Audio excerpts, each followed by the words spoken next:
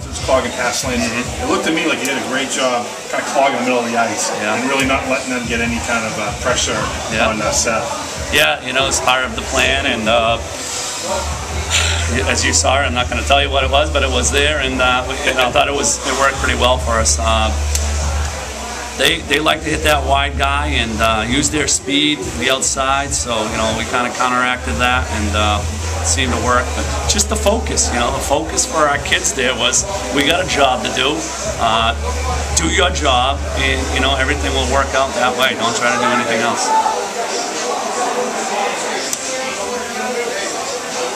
Talk about the 2 goals too. I mean, the first line is really starting to emerge. It seemed like real nice play with a back checker lost his man. He comes to the slot, scores. The second goal, a little more hard work, but just as rewarding. Great pass from behind the net, right in the slot. Nobody picked him up, and JD knocks it home. Yeah, I think the spacing offensively is a thing that you look at there. That triangle type of offense where you cycle and have that guy high in the slot. Just good plays where you know puck's on the stick and it's not jumping on him. It's just calm, and you know, head was up and made a play. Was there anything unexpected that played out in this game for you, Coach? I mean, you've seen enough of these games in the last 5 years that you know every game is tight against these guys, and we knew that coming in, so it's about the way we thought.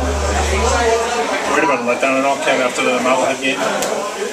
I wasn't. I thought, you know, just because it felt good, and it was kind of like the real first feel good of the year when, so, you know, and the kids know, you know, looking at the schedule, what they need to do. So, is this the second feel good win of the year then? Absolutely, yeah. You know, you're not going to take that away, but you know, it's credit the kids and being prepared and ready to go. And you know, Peabody, they'll be back. Don't worry about them. They'll be coached up by Coach Leonard, and expect a dogfight the next time we play them. Kev, a few weeks ago you were 2-2-2, coming off of 3-2-2, 2-2-2. I think you've won 5 in a row at this point. Has there been? Can you put your finger on any one thing that's turned it around for you, where you have more than just breathing room? I mean, you guys here are legitimately playing very, very well. Yeah, just maybe a little bit. It's halfway through the season, so you're getting that experience where some of the kids didn't play a whole lot last year. So now these kids are in games. They're starting to play, starting to get experience. You know, so you know, look at some of those second line guys. Those guys didn't play last year for us, and now they're stepping up and they're playing. They're getting regular shifts, and our first line guys, I think, have really stepped up. You know, they're kind of in the shadows at the beginning of the year. We knew they were pretty good, but they're making plays when they count. Stepping up almost as leaders, should not just scoring wise, but by their actions on the ice and absolutely. What they're doing in the locker room. The locker room's huge. You know, Brian's a captain on that first line. Jack's a senior. Joe Strangey's sophomore, but is a leader. You know, absolutely a leader as a sophomore. So, just a nice group there to kind of lead.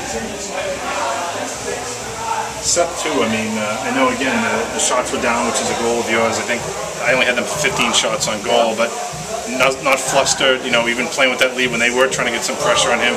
He just kind of stayed the course. Even that play where I thought he came out and he took kind of a gamble, poking the puck with his stick there, it was almost as if it was calculated the way he did it. Yeah, it was the right play. It was the right play. Maybe it looked a little slow, but it was the right play. You know, he's been trained well as a goalie, and he knows the correct plays. And you know, I thought he did was he held the post pretty good too. Some of the scrums that are along the post play with that tight back wall, it's tough here at Peabody. So pucks scheme to come out off that wall around that post area. So he hung the post there, and just a good effort from Seth. Phil mentioned keeping them to 15 shots. Tell me about that. Yeah, it's just something that's happened in the last couple of weeks where, you know, we started to notice that we're limiting teams to shots. So I started calculating how many shots are we giving up a game. So then we started setting goals for ourselves. And with that goal is, you know, it's what the number is, and then if they get more, then we pay the price and do something at practice about it. So these kids are, you know, buying into that. So our goal is tonight it was 16 or less shots, and we were there. So that's, you know, credit to them. They're asking about it after the game, so that's a good thing. Kevin, I guess the same question as I asked you was, were you worried about a letdown? Where you come right back tomorrow, and of the three games in 4 nights. This you would say like, oh, well, they're going to be Swampscott. You know, Peabody might be, you know, tough, or Marblehead might be tough, but they'll definitely. Already been addressed. It's already been addressed. I told them, you know, 2 good wins this week, but you go out tomorrow and you don't give an effort, then these 2 wins are just, you know, in the books, and it's not what we want. So we're looking for a better effort tomorrow, and Swampscott's been playing better of late, and we got the Cresta kid who's a good player. Yeah.